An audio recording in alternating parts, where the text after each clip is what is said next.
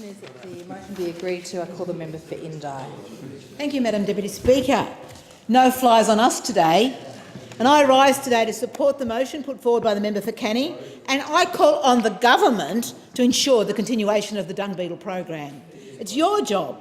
But I'm really pleased, Madam Deputy Speaker, to speak on this topic today because it brings together so many of my passions for agriculture, research, biological agents, the link between country and city, cooperative research. It's very practical research that's undertaken at a very insignificant amount of money.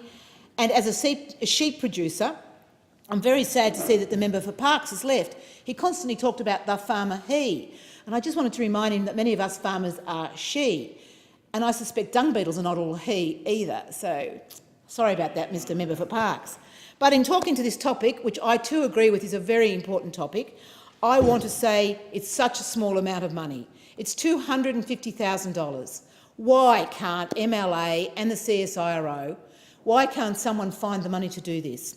I've been approached by my constituents who've actually asked me to lobby the government and lobby the state ministers for agriculture to see if we could do something about this.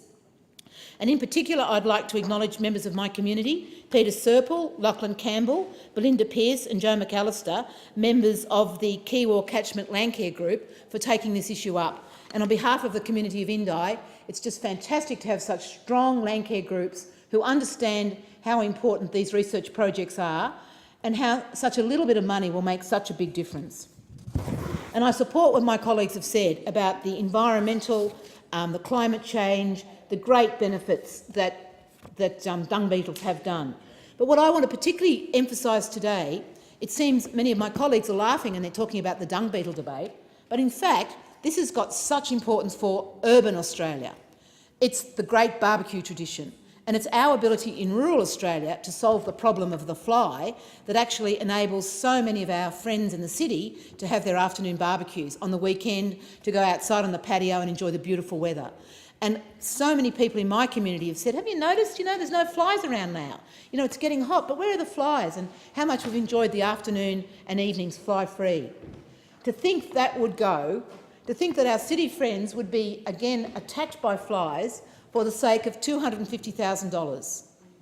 I rest my case. There's no argument for it. But just to bring the words of my constituents to the debate, the Kiwar Landcare Group tells me that we need to introduce a further 20 beetle species. And in southeastern Australia, we only have one species that operates in winter. So to put all our eggs in one species basket, as they tell me, is not a strategy. The original CSIRO dung beetle project was closed before all the desired introductions were made. So there's a huge opportunity waiting for us. And it's my hope that through this debate, and I again congratulate you, Member for Canning, for bringing it to our attention, that the original dung beetle project will be realised, that we'll actually go and say, no, it's not just this one, we actually need to open up for the 20 different species that we know that we need right across Australia. And if I could make my comments more pertinent to the bigger picture of what we're talking about, this is about agricultural research. This is about applied agricultural research that has direct benefits to our communities, to our farmers, to our economics. So I ask my colleagues opposite, what can we do in rural and regional Australia to give you the power you need to take this really important battle up to where it needs to be done, to the Cabinet Minister if we need, but certainly to MLA, to the Board of MLA to say we need more research, we need more money invested in research, we need more money invested in biological agents, because they're the ones that we've been hearing who do all that magic work.